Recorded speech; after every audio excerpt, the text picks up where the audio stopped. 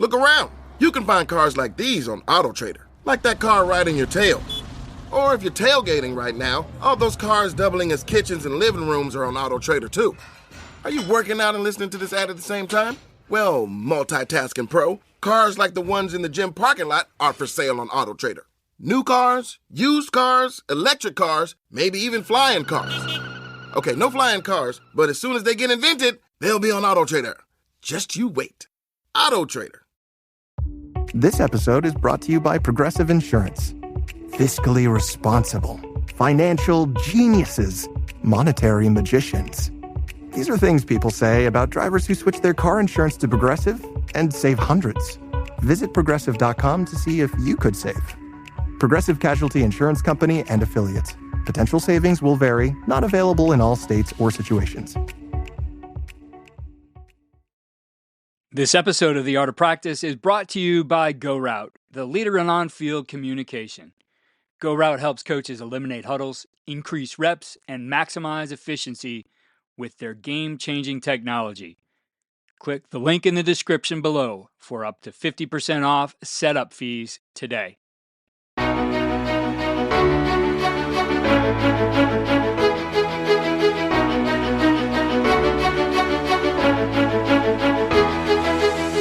It's not just about if you got a chance on defense in practice or in a game, and if you do well, that's how you earn a spot. To us, and especially here, is if you come out and scout and really put an effort and give us a good look, we take note of that, and that may earn you an opportunity to get more playing time that you think you deserve.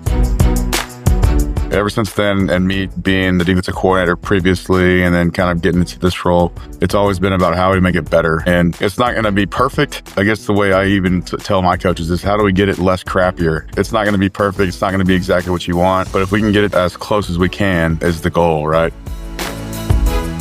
We never take to the ground during practice. I think, one of the most important parts of a race is getting the horses to the starting gate. And so that's what we do throughout the week. And so, part of that too is we never let any of our varsity starters play scout team. So, when we're calling for second team D to get their team period reps, those first team defensive guys don't get the opportunity to play scout team. But I also think it kind of helps our young guys develop a little bit more, and also gives our younger coaches that are running the scout teams an opportunity, to get some extra coaching time in too.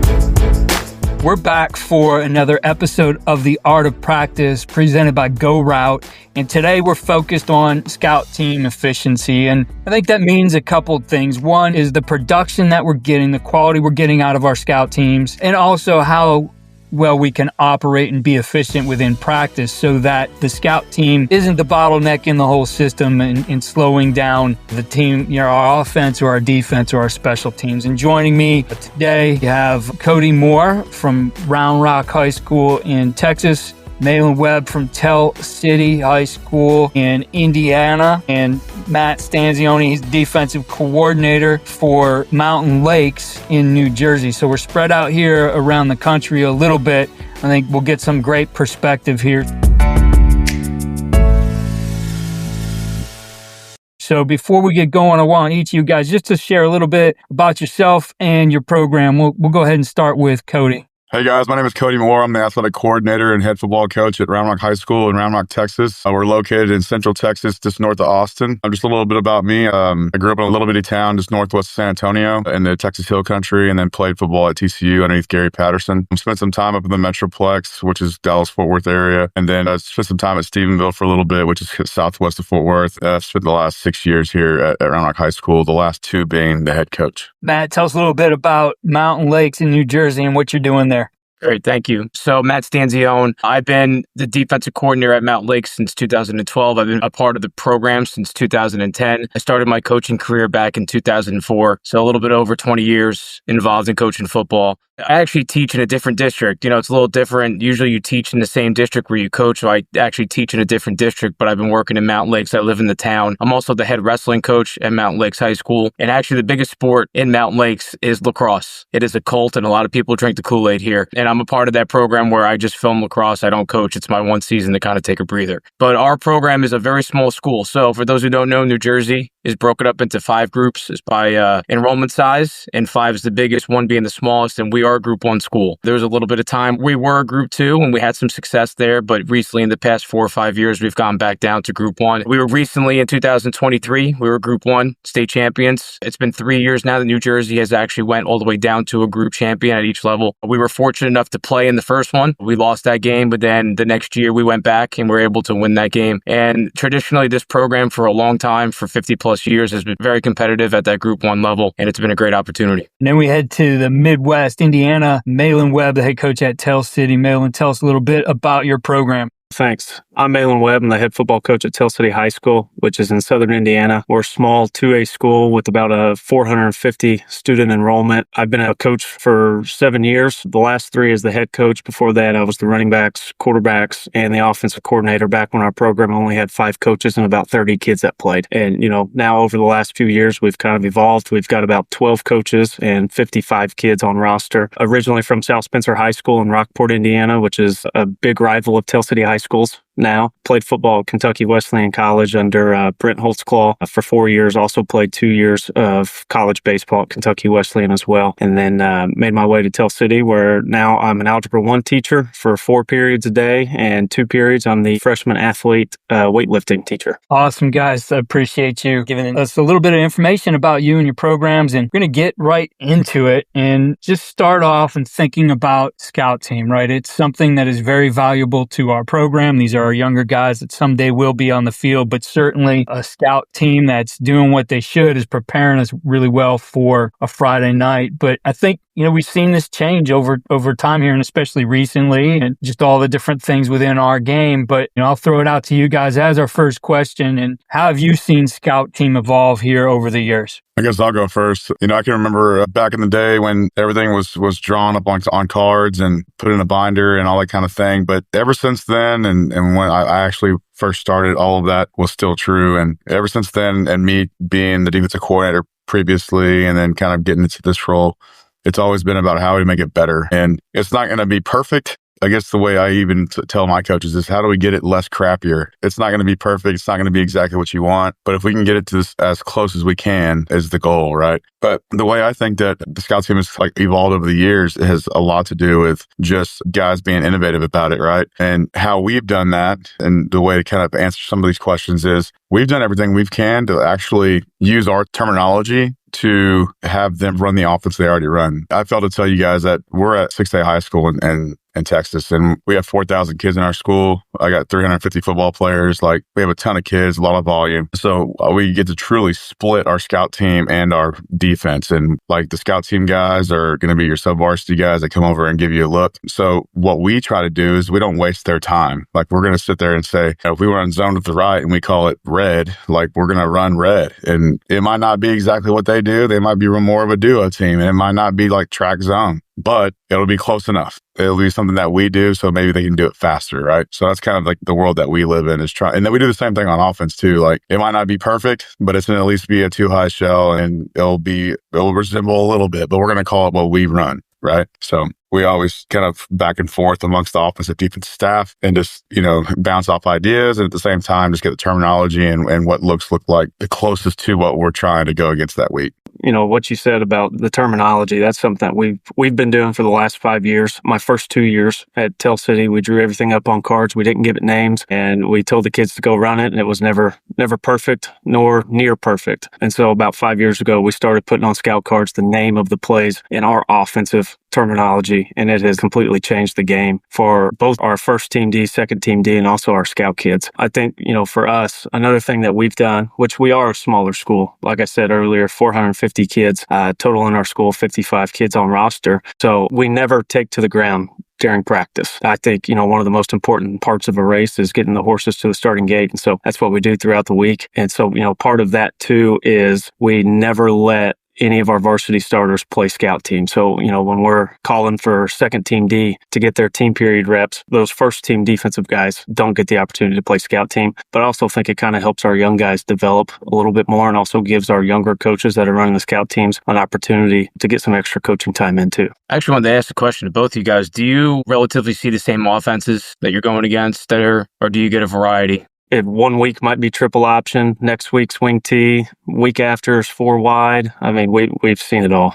We're a little bit different. We're like how people run their offense is like a regional thing here in Texas. And there might be a couple of, wing T / triple, double slot veer teams that we'll see way down the road, but that's mainly down in South Texas. And then every now and again, you'll see one in our area. But for the most part, the big difference is going to be like whether it's like power spread stuff or if it's going to be straight like air raid. And that's like the big difference because everybody has a little wrinkle in each one of those categories. Like sometimes, some weeks we'll see, a lot of 21 and 12 personnel, but the next week we're going to see 10 personnel, 4 empty, 4 wide, the whole works. That's the big difference that we have. And being a Group 1 school, especially in North Jersey, I was just looking through our schedule, and we went through the first 4 games last year where we saw 4 different offenses. Especially when you have the small schools, you think of the wing Ts. There's, because that's a style that's done at the lower levels, and then they kind of filter it up here. Our offense is a wing T. I don't have any involvement for the most part with our offense. I just strictly work with the defense. But so it's tough with terminology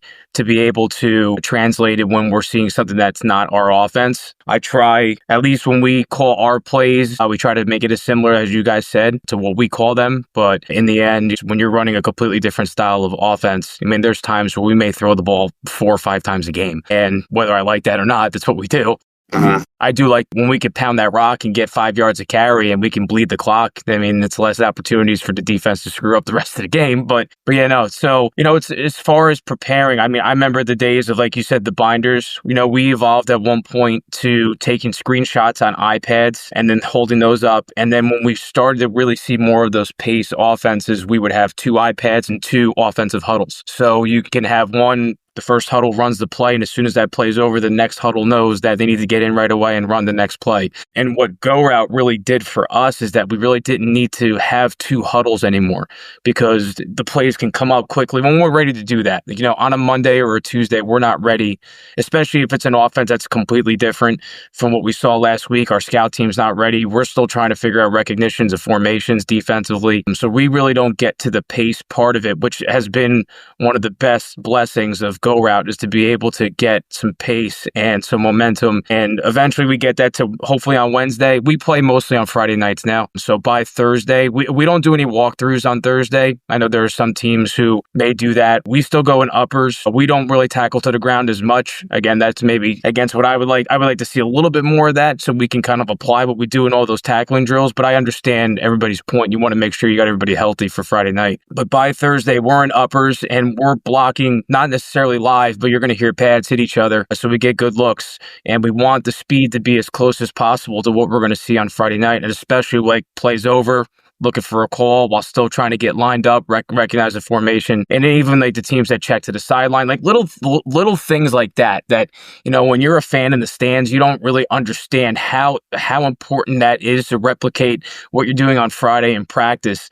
And really GoRout has really helped us to get to that point where we can really simulate, especially that day before the game, we're going to see out there. So it's not like it's foreign. Like, when the play's over, it's not like, oh man, I'm supposed to look to the sideline right away. We've been doing that, all season long, and we're doing it in camp. And even just something as simple as a pursuit drill where we're trying to, just move down the field and take correct angles, but we're also getting used to lining up on the ball, checking for the call and things like that. So just GoRout has helped in so many different ways. And I'm sure at some point we're all going to hit like how we use them and throughout practice. But it's just the days of the binders, the days of the screenshots, the multiple huddles kind of aren't needed anymore because of something like this, man. I don't know how I'll coach again without them. So when things aren't really going necessarily, you get a little worried because it's like, oh wait, I wasn't ready for it not to work because it's always worked and it's awesome. So yeah, it's kind of like my 2 cents.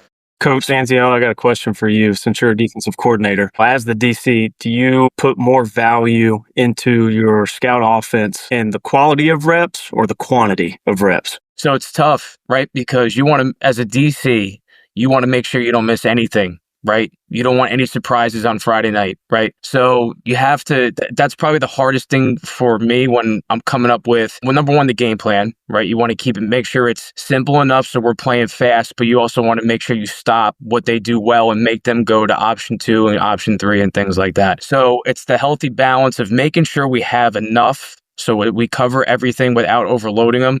I had a conversation actually with somebody the other day. I'll say I'll pride myself on, either mid-game or mid-quarter adjustments, but it's not like it's not like I'm figuring it out in the moment. I've probably thought about it, but just didn't communicate it to the kids because it's way too much information for them. But we're just trying to make sure we get plan A executed. And if they come out in something different, as long as we can, as coaches, can communicate it well to them, the adjustment, we should be okay. So I've kind of gone back to more of the quality. Now, the one thing I will say that we do a little different as far as who is on our scout is, we're a small school. So I would say 98% of our kids have a position on both sides of the ball. They don't necessarily all play both sides of the ball, but we do use some of our varsity guys. And honestly, for me, the skills, obviously you want to replicate, the speed and how they run routes, but really the blocking is the biggest thing for me. And especially I'm the inside linebacker position coach, and just being a linebacker coach, the hardest thing in general is for linebackers at the high school level, and especially kids who play multiple sports and they play football because they love it, not necessarily their job and their number one sport, is just being able to focus on their keys. And it's hard to focus on keys if the blocking is not the way it's supposed to be. You're trying to teach kids like pad level, just between like a high hat, low hat. And if every block looks the same, our kids look at me like, what do you want me to do, coach? Everything looks like a pass block every time they snap the ball. So we do utilize so for example, let's say one of our tackles on offense is in a rotator that's not going to get in those majority reps. We're going to put him on scout offense. Like our quarterback most of the time does not play defense. He's playing scout offense and he's running our scout offense. If we have somebody else, we will split it. But if he's somebody who, and again, we're a wing T offense. So a lot of times in games, he's pretty bored because he's handing off right, handing off left. We run some waggle once in a while. Hopefully we hit a big one. But so we're getting them involved if we need them. Now, does that mean we don't put young guys in there and sophomores? No, we need to rotate those guys out to give them some breaks. And I know somebody said before about getting those young guys some opportunities to get better instead of just standing around in practice. We got a pretty good sized staff, but not enough where we can have like 2 practices going on at the same time because we won't even have enough kids. Like 350, for us to have 350 kids, we need like 5 seasons or 7 seasons to equal that numbers. Yeah. And for a group 1 school, I would say 35 is a good number, and we'll have like 55, 60 kids. So we're very fortunate with the number of kids we have, but let's be honest, we don't have 55, 60 football players that are going to be able to run our opponent's offense, so we're going to be limited. Even though we may have bodies, it's the capable bodies of really replicating what we're trying to do. And so to answer your question after this ramble, I've gone more to quality. But again, because if you do too much, you lose them. It's just like teaching. If you're talking too much, you're going to lose them at some point. Same thing on the field. They'll be pretty focused for 10, 15 plays when you get to team defense and things like that. But in the end, if you're going too long, and especially in that one day, you lose them. So I would say more of a focus on quality. That's for sure. I would say that it's like drill specific. Like if we're going to be doing certain team stuff where like we got to be really focused in and like, hey, these are our stoppers. Like, this is what we have to stop to make them beat us left-handed, that kind of thing. Then we're going to go ahead and make sure those are good quality reps. But there is some drills that we do, like blitz versus cans and things. It needs to be as fast as possible and hectic intentionally, and like putting them in the fire to where it is just like our hair is on fire and it's just like straight chaos. Like we encourage that and we need that. Coaches are yelling and screaming. We're talking about this. We're asking questions. They're trying to blitz. They're trying to make checks. And our scout team's going as absolutely as fast as possible. And that the quality might not be there, but the thing that we're trying to get is it being hectic, right? Like we want that to be the focus. But if like inside run, we're going to slow that down. We're going to make sure that our fits are correct. We're going to make sure that the things that we're doing as far as our game plan goes is going to be, honed in on, and we're going to make sure we polish that up before we try to rapid fire that thing. I was going to kind of add to what you were saying about, personnel and how you go about putting certain guys into certain like scout teams and that kind of thing. So we have 350 football players like in our program, but we have, I would say probably about 200 of them are going to be on the varsity and the JV Maroon, which is our JV A team that practice together. Okay. And so we'll switch the JVs and they'll go be the scout. We'll keep some good, like our top JV players to still rep, with the varsity and that kind of thing to make sure they know what the game plan is just in case they need to be up or whatever. But then if we have any seniors or guys that are up but aren't like on the 3rd or a 3 or a 1 or a 2, they'll also go over there and fill in on scout team too. And we really try to teach that in our program, that nobody's above going to help somebody out or whatever like that. Now, I get it. Like, we got to be smart about it. We got our quarterback over there running scout team, first team scout team offense, and he's our starting quarterback. Some D lineman runs over there and tags his arm while he's trying to throw and that kind of thing. We were really smart about it. There is times and places where we are full contact, and not to the ground ever, but we are going to lay a lick and we're going to run our feet and wrap up, but we do not tackle any kind of profile tackles. So what that means is, if we're an inside run or team and they've, piped a run and we have any outside in tackle coming in, then we're never going to take that shot. We'll go tag off on that. But anytime that it's a nose to nose tackle, then we're going to, shimmy down and make sure that we put our face in the right spot and that kind of thing, have good correction of shoulder contact, that kind of thing.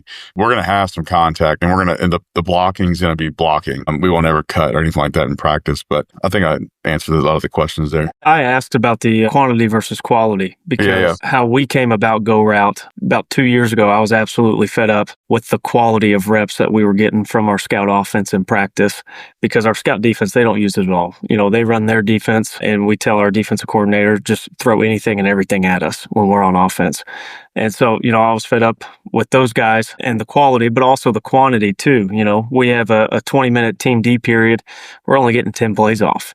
And, our scout cards, we've got 25 plays that, we got to be prepared for, whether it's, formations, plays, whatever, for Friday night. And so, when we're getting 10 plays off on Tuesdays and Wednesdays, we're not even seeing the full binder worth of plays. And so, was super fed up with that. And I think I was scrolling through Twitter one day and saw a big high school that had a video board, and they had their first team defenses backs to the video board, and they were projecting the scout offense's plays on that board. And so, being a small school, that video board's out of our budget. And so a few weeks later, somehow I came upon GoRout, and, it was a cheap, affordable option. And at that point in time, kind of what I told my defensive coaches is I didn't care about the quality. I wanted us to get more plays off so that our defensive guys could see more formations, more plays, more actions, whatever, and really be able to assess those things before Friday nights. Because defensively, we just had, auto rules and alignments. And so, when we're not seeing all the formations or the variations, we're not getting aligned throughout the week. We're not going to be aligned correctly on Friday. So I told them that I thought alignment and assignment was utmost importance 2 years ago. And so, when we went the GoRout option, the goal was just to increase the quantity, which it did. Our team periods now are sometimes only 10 minutes, and we're getting off anywhere between 15 to 18 plays. When we're in 15-minute team periods, we're getting off 20 to 22 plays now.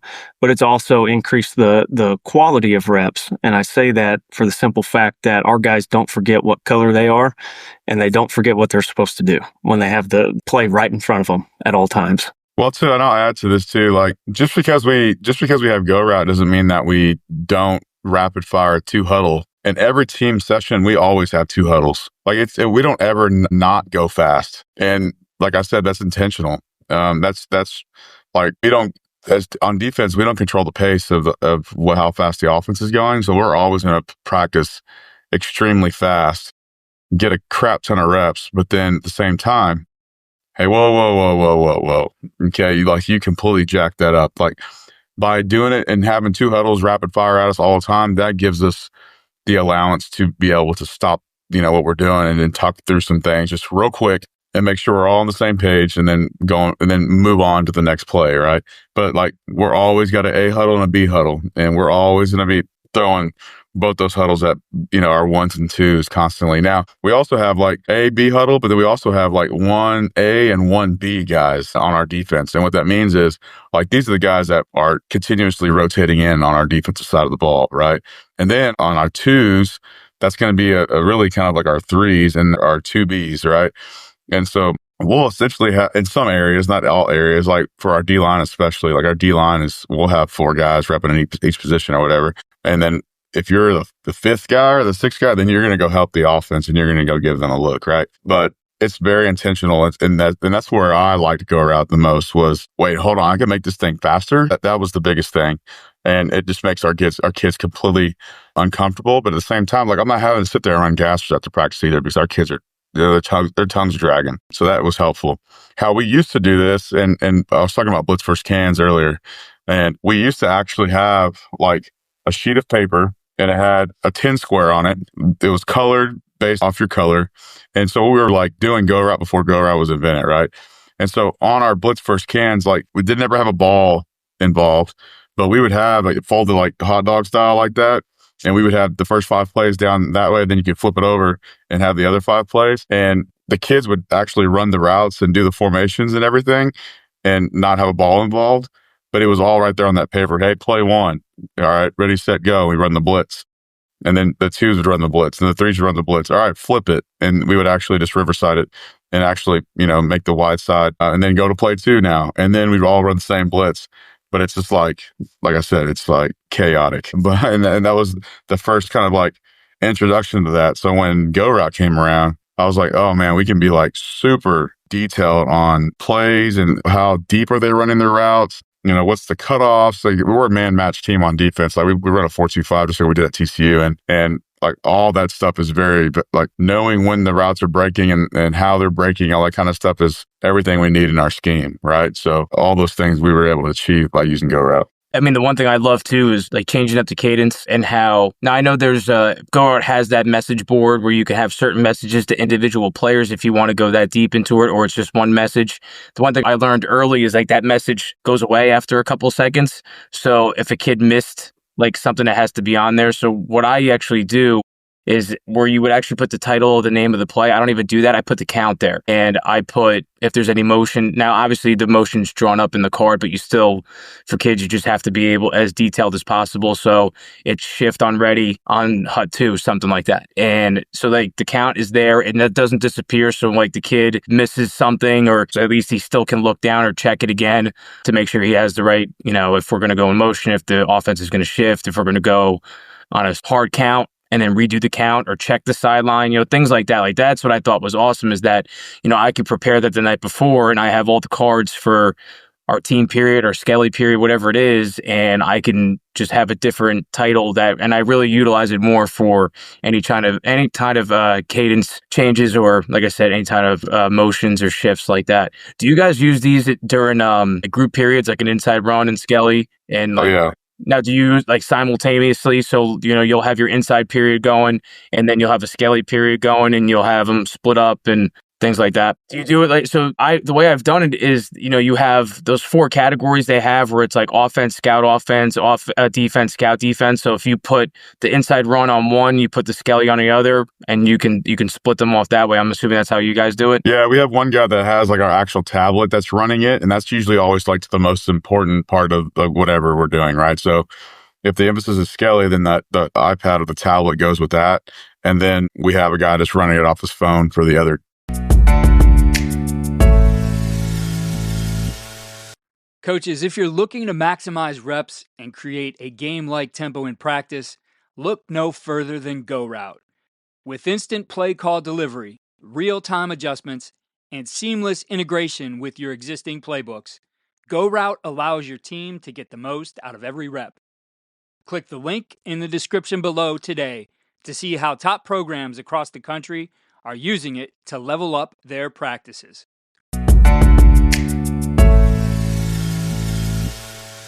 How are you guys getting these kids to buy into what, being a part of the scout team and understanding how important giving looks are and stuff? One of the things that we did really this year is we went through, and it changes every week. Like one of you guys said, I think it was you, Coach Stanzione. Being a small school, guys play both ways. Both sides of the ball. And so what we do every Saturday when we meet and have our staff meeting is we go through a depth chart over who's our 2 deep on defense, who's our 2 deep on offense.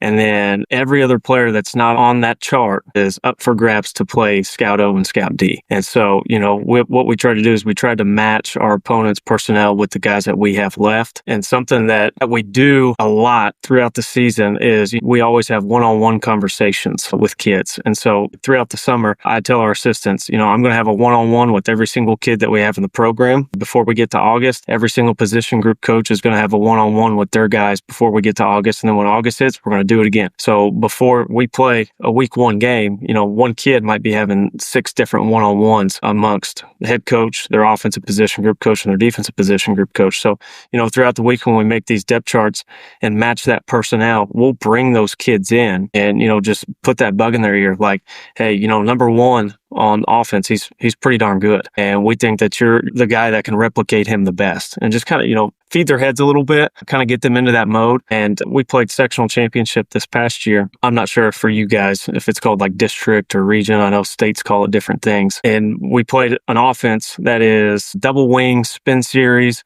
It's nearly impossible to find the ball. I mean, it's the most head scratching thing ever. But, they had 2 really, really good running backs. And so that week, and we don't have the luxury of doing this every week because on Mondays when we're going through our walkthrough periods with varsity guys, our scout guys are out playing JV games. And so, we lose them one day a week. And so what we did is since their season was over, on Monday, when our varsity was going through their game plan and their scouting reports, we took the JV guys with the offensive coaches out to the field and already had the plays uploaded to Huddle, and they ran through the scout cards about 3 or 4 times and got really good at it. And another thing that we kind of do on top of that is at the end of every practice, we do a thing called call-outs where, in front of the whole team, I'll ask the kids for 3 call-outs for the day. And so the younger guys are a little bit intimidated by that. They don't want to talk in front of everybody, but juniors and seniors, they really kind of take charge there. And they typically call out 3 guys from the scout team, who had a really good practice, and it kind of boosts their confidence too. We're very similar too, and we try to reward the guys like that also. But we do scout team players of the week, and when you are the scout team player of the week, we actually pick 2 on defense and 2 on offense. And we usually try to get like a line guy and then a skill kid. But scout team players of the week, they'll actually get to travel and dress for the varsity game on Friday night. So we play our sub-varsity games on Thursday. So on Monday, we actually are able to go practice in the morning. And then when we kind of reconvene during the athletic period, which is right before lunch, the varsity does all the scouting report stuff along with the JV. So the JV sits in when our coordinators and me are talking about what our opponents doing that week. But when we break, the JV actually gets the lift in and our varsity dudes get more film.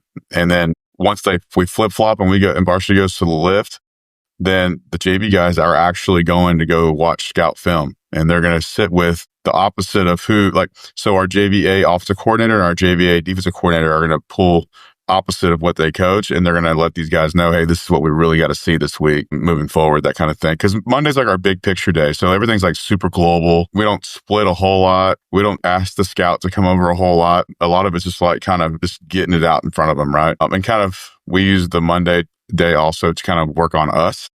And so it's like we're going to do all the positives and fixes from the previous week and make sure we let them know, like, hey, y'all did really well on this last week, but this is the things that we need to fix, those types of things. That's like what Monday's all about. And one of my old coaches, all he said is you got to make sure Monday's good. So we try to do as best we can to kind of put ourselves in a glass house from Mondays just to make sure that it's good and start the week off the right way. So like when we do depth charts, so basically scout offense isn't something where it's like, all right, give me 11 guys, give me a guard, give me a quarterback. So this is actually posted, whenever, let's say it's on a Sunday morning or whenever I get a chance or the staff gets a chance. So this is something just right then and there. We talk about accountability. And, I think the one thing that parents and kids don't understand is you earn an opportunity to play in many ways. It's not just about if you got a chance on defense in practice or in a game, and if you do well, that's how you earn a spot. To us, and especially here, is if you come out and scout and really put an effort and give us a good look, we take note of that. And that may earn you an opportunity to get more playing time that you think you deserve. Now, we do something. So I'm going to be 41 soon. So I grew up in the days of the WWF when in the 80s and the 90s, and we make a Warrior of the Week after the Ultimate Warrior. And and we talk about like the intensity and insanity and that character, but we try to use that as an award or reward for our guys. And so it can be anything. We do give defensive player of the week, and, we put stickers on our helmets if you force fumbles, interceptions, and all that stuff. But the thing with that award is that we can really highlight those scout players, right? And there's times we'll give it to the entire scout offensive line for that week, or something to that nature. So that's one way we get a lot of buy-in. The guys like wearing those t-shirts, and I mean, the Ultimate Warrior symbol's like awesome. I mean, who wouldn't want that across their chest? And so that's one way that we do get buy-in, is not only just you're helping out your teammates. Our head coach does a really good job of selling that everybody has a role. We have seniors that are like, I think it was said before, seniors who will get up there either playing on the line, or you're the starting senior quarterback, but you're back there like handing the ball off and running plays against our defense. Everybody has a role. It could be multiple roles. You could be the guy who's putting up 3 touchdowns in the game, but yet you're coming over to the scout offense and trying to give our guys a look because we just need that for that week. And it has, and when you have success, and let's be honest, if you're a team that's not having success, it's harder, right? To get the kids to buy into a role like that. It's just like with our sophomores, they have to do all the jobs, like get all the equipment out, put all the equipment back, fill up the waters, getting stuff off the bus for away games. I mean, those jobs are not fun, and we know that. But when you're having success, it makes it a little bit easier for those kids to buy into those roles, and especially on the scout team. That's for sure. To add to that, you guys talking about scout team players of the week and all that, I've had one assistant coach that's been in my ear about that for the last several years, because we give out the helmet decals on Mondays based on certain things that happen on Friday. And, those JV guys who are our scout team players, they don't really get many opportunities to earn helmet decals except for varsity wins and JV wins. And so, he's been on my butt the last few years about, let's give a Scout Team Player of the Week award out every week, and that kid gets an extra decal. And I actually had a conversation with him about that today, and I think that, we're going to start doing that this next year. But something else that's a little bit different than just a Player of the Week type of award is something we started this past year, and we called it Special Forces. And it was 11 guys who we thought throughout the summer and early August really earned an opportunity to at least play some varsity football. And, while they weren't quite ready to be a 2-deep guy on offense or defense. So it really pertains to your scout guys, your JV guys, guys that have earned it. And, we awarded them in front of the whole team as the Special Forces. And so, what they were kind of taught to do is, you're the second team kickoff return, you're the second team kickoff. So that, if we're ever up 3 scores or we're down 3 scores and we don't want to risk injury to any of our 2-deep guys, we'll call for Special Forces. And those 11 guys, they don't hesitate to come out on the field, because that's their one shining moment that they're going to get Friday night. And so we did that this past year. And, certain things happened throughout the season. We had to change the 11 as the season progressed, but it was a good opportunity for them to get rewarded for what they had done on the scout team and at the JV level throughout the summer and early August. One thing I wanted to bring up too is an opportunity we used to all right, if you're somebody who starts or rotates in on defense, you can be there for the game plan meeting, but the other guys, you don't need to be there. But we've kind of gone away from that, because it actually gives those kids, one of the kids who think they should play more. All right, well, here's the game plan meeting. You need to know what's going on, but at the same time, they get a chance to actually see what the offense is doing that we're going to play against. So now it's not completely foreign, like they've never seen it before. Now, I'm not saying it's going to look perfect when we do it in practice on Monday or Tuesday, but that's kind of a way we get everybody involved, where there's multiple reasons why, and really that's the way we expose them to the other team's offense. And like I said, we played 4 games in a row where we went through 4 different offenses, to try to get somebody to run a triple option offense, and all of a sudden we're going to back you up in a shotgun, and then the next week we're going against a wing T team, and we got motions and all these other things that are going on. So it's you don't think about it that way, but it's a way to expose your guys who are going to help your defense, and again, on the other side of the ball too, just get them ready to make you better and get you prepared for Friday night. You guys use them for specials? We haven't got that far yet. We don't use GoRout for specials, but we do use scout teams, at least for kickoff. Yes, I agree. That's the same for us. So I also, the one thing we do is we kind of take our special teams. We don't necessarily have a special teams coordinator. Everybody kind of has a role. So for example, I take care of the punt return and field goal and extra point block. It just makes sense being the DC. But we have guys who are the kick return, who do kick return only. We have guys that do kickoff only. It gets everybody gets their hands in and they can hang their hat on something.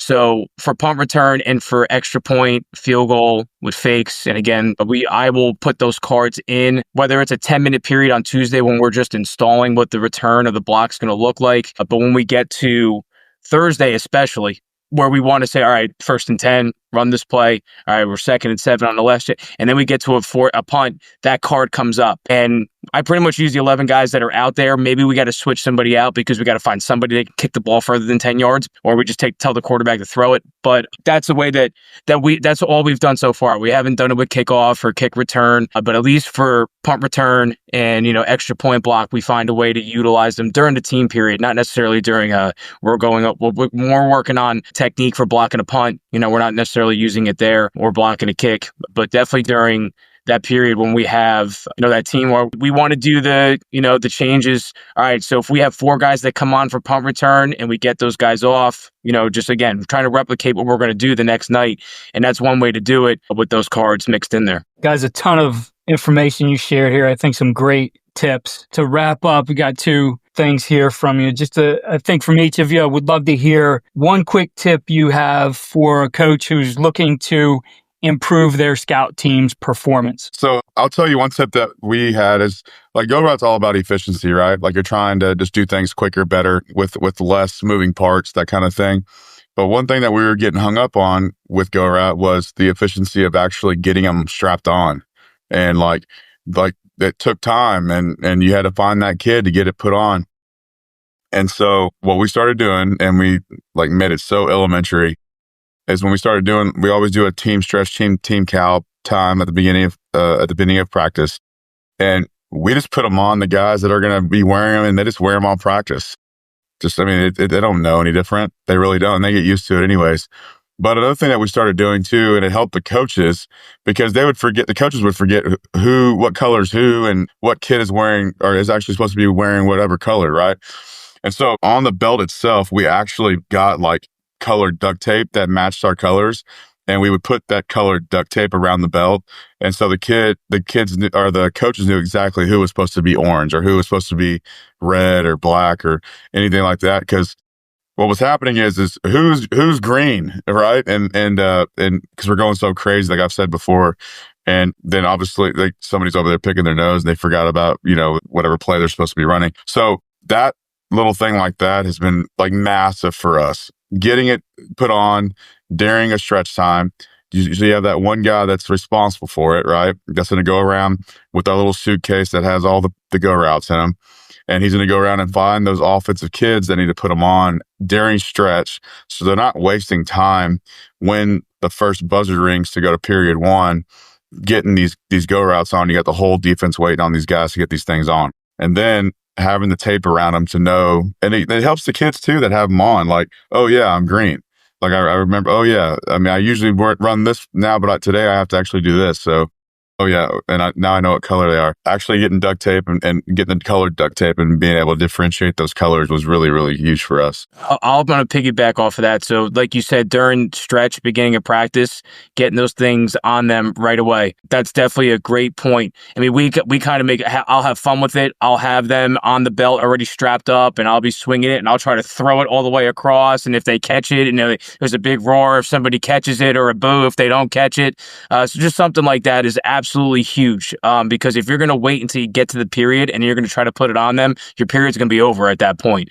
So just making sure you're efficient about getting those to them as soon as you can. Or if you're going to split them, so if you're going to, right after stretch, if you're going to a group period where you're going to split up the devices you have, and if you're doing Skelly over here and you're doing a inside run over here, just get those devices over there as soon as possible. So at least usually that's less you have to give out and you're kind of used to it at that point. A big point I would say is make sure it's a job for one of your kids. If you're like our program, we give all of our sophomores jobs. Make sure you have the most reliable, responsible sophomore. That's their job, is to make sure those things not only get out there, but make sure everyone gets put back into that box and back up in charge in the office. Because, we've gone the route where we like kind of rotate the jobs so not all the guys get stuck doing the same thing. But I learned my lesson over the years. You want to make sure the most responsible kids that you have, whether it's 1 or 2 kids, are the ones that are going to make sure that stuff gets out there, because those things are, the value of GoRout is weight in gold. And like I said before, I don't know how I would coach without it ever again.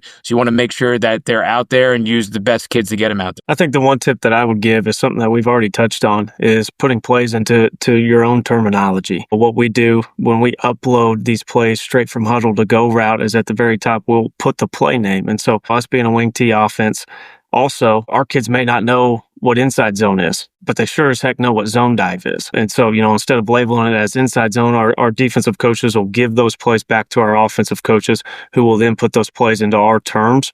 And so that when the kids see it, they know exactly what play they're running, which really improves the quality of reps. Guys, really appreciate all you shared here today, taking the time. I know this will help some coaches out there. Having been a GoRout user myself, can't say enough the value you guys described here and how important it is. And I think a lot of guys, Matt, have that same view. Take Casey Teagarden on our last episode, same thing at the higher level, saying, man, I'll never coach without it again. And, coach from Minnesota, same thing. So I just want to thank you all. Good luck to you this season. That's it? Come on, man, I'll keep going. I'm sure we could get you back on, Matt. We'll have to do that sometime, Ollie. But again, thank you. Appreciate your time. No, thanks for having us. Thanks, Keith. Thank you. Appreciate it. Thanks for tuning in to today's episode of The Art of Practice presented by GoRout.